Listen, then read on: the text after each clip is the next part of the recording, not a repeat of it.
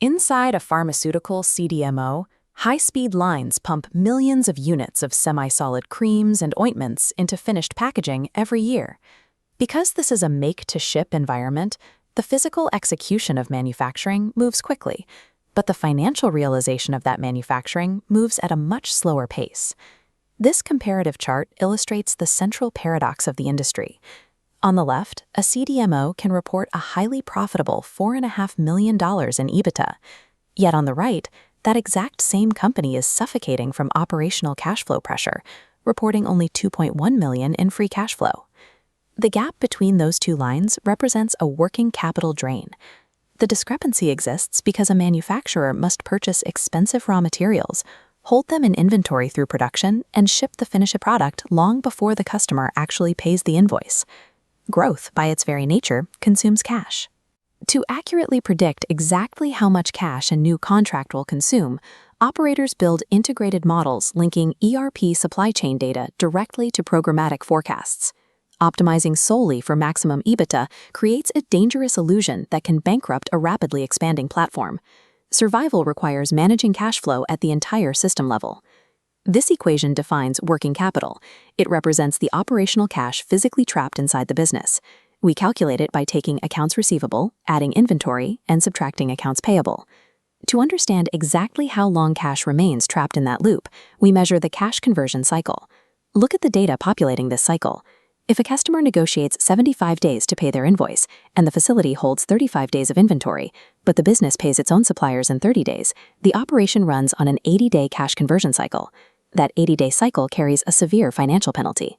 For a CDMO generating $12 million in annual revenue, or about $32,000 a day, an 80-day cycle requires over $2.6 million in baseline cash simply to keep the doors open. When the sales team signs a massive new account, the sudden surge in expected revenue linearly expands that required cash investment.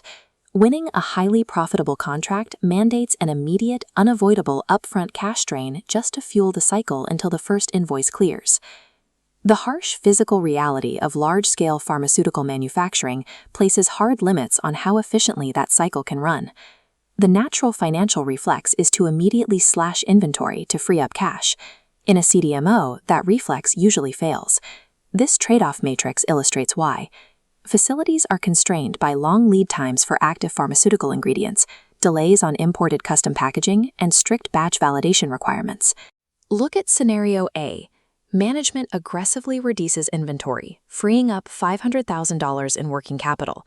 But because they lack safety stock, minor supplier delays trigger stockouts and expedited freight, destroying $300,000 of EBITDA and creating high operational risk. Now look at Scenario C. By maintaining higher safety stock, the company ties up an extra $200,000 in cash.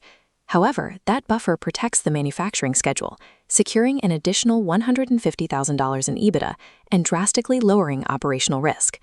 For operators, the strategic objective is not to blindly minimize working capital. The objective is to balance operational stability to maximize total enterprise value. This equation calculates free cash flow.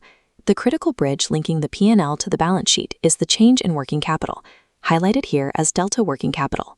Accurately forecasting that delta across multiple pharmaceutical product lines requires abandoning static spreadsheets and building integrated data pipelines. This systems architecture graph maps a solution. Salesforce CRM data and SAP ERP data sit upstream, feeding directly into Power BI and Python forecasting engines. The handoffs are highly specific.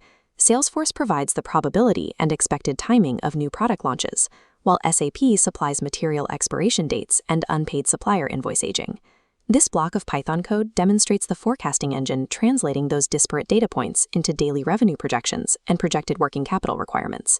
The script then calculates the difference in required working capital over time, computing the precise delta needed to generate the final free cash flow forecast. Building momentum. Because customer launch dates and supplier shipments carry inherent uncertainty, operators run Monte Carlo simulations.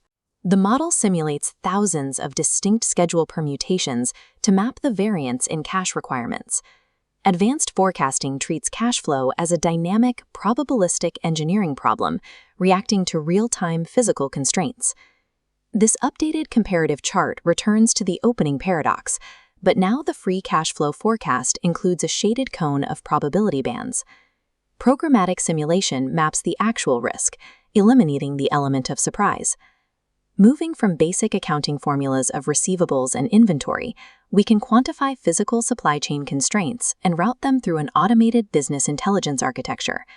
This executive dashboard presents the final result. Working capital is the absolute governor of growth capacity, operational liquidity, and manufacturing flexibility. Private equity stakeholders and operational managers must constantly negotiate the tension between desired financial metrics and the physical realities of the plant floor.